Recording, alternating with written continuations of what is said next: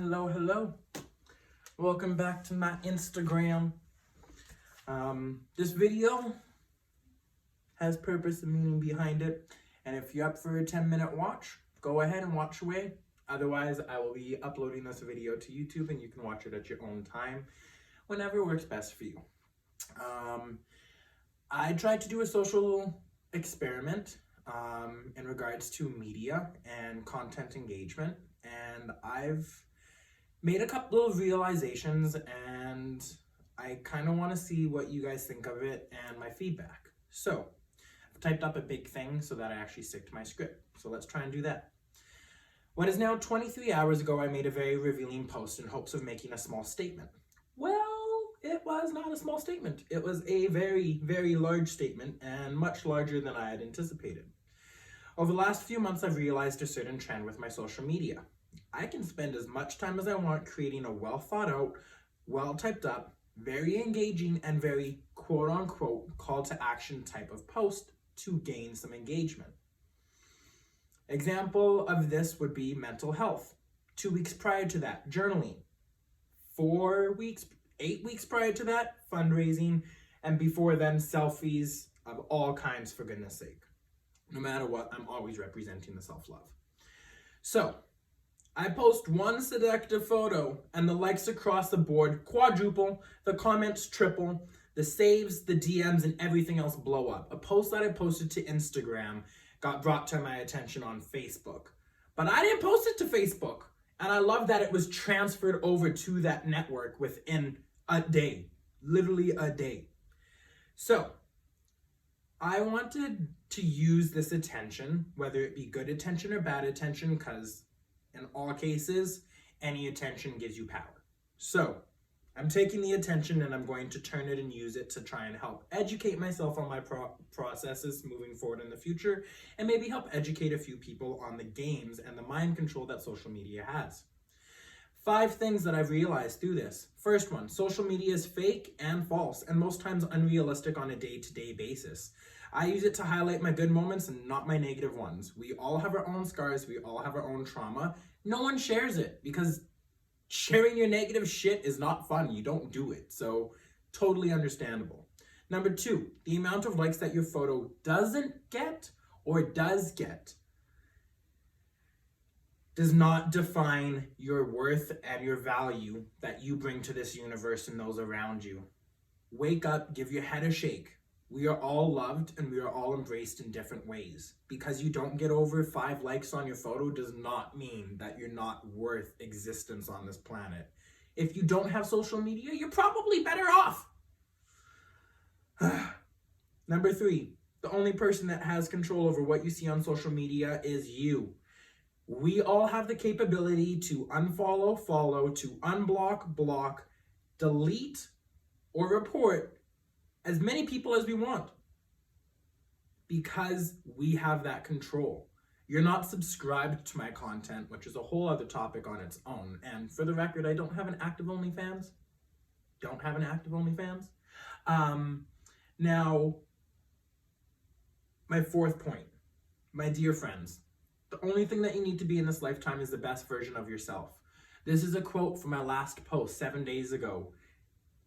That post got 54 likes, 4 comments, and 2 saves. This post has tripled in all of those areas, and it has only been almost 24 hours.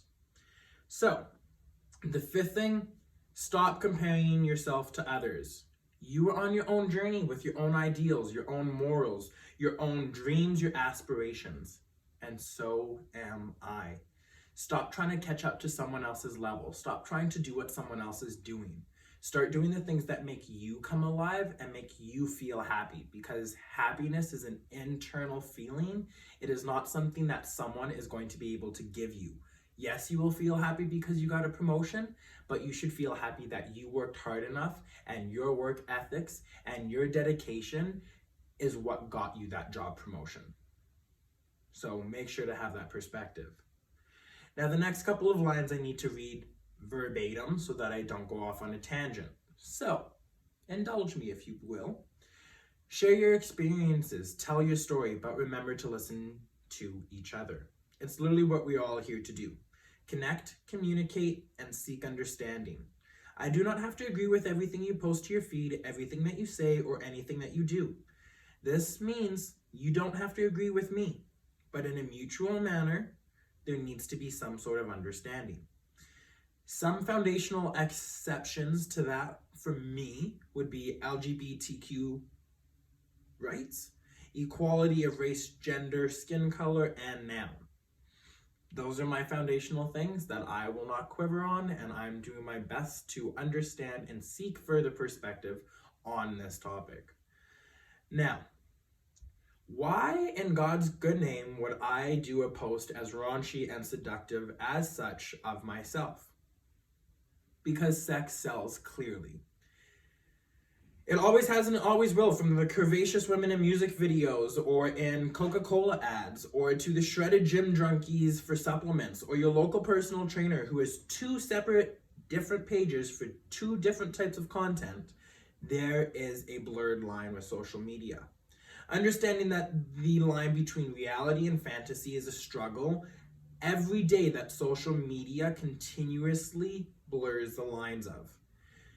Dear social media, understand that my feed, my story, my photos are mine. They highlight the good, and let me tell you, there's been enough negative that if I wanted, I would have posted all of that negative shit instead. But I choose to have a little fun, shake the cage, try an experiment that may have shot a couple of relationships down a little bit, but I do it in hopes of growing as a person by myself. My simple wish for you is that more people followed their dreams. I wish that more people cared about their health and that more people were self-disciplined, more accountable, and most importantly, happier. Happiness is something that you find within when you listen to your voice, your intuition, and stop ignoring that voice.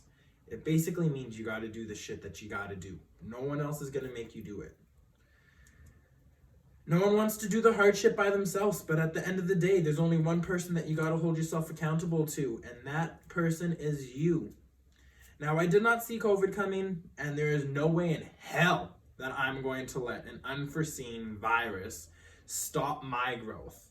You're either hungry enough to reach your goals and succeed, or there will be a justification, a reason, a life event, or something that stops you from being able to attain that goal. You get to choose those battles. Much love, your neighborhood unicorn, and thanks for coming to my TED Talk. All of that is basically a double negative of do you boo.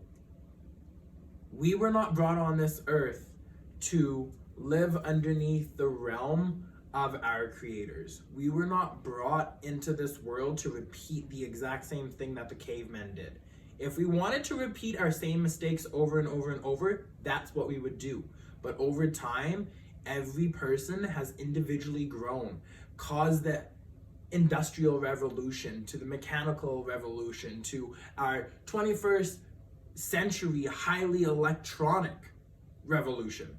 Like, what has made this world great is communicating, connecting, sharing understanding, and doing what you want to do, not what anyone else thinks you should be doing.